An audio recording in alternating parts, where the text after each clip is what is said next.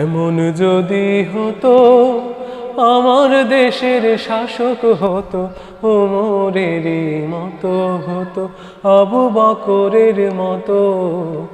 এমন যদি হতো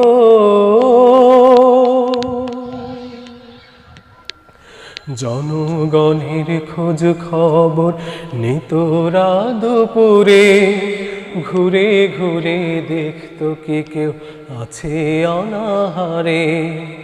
জনগণের খোঁজ খবর নিত রাত দুপুরে, ঘুরে ঘুরে দেখতো কি কেউ আছে অনাহারে।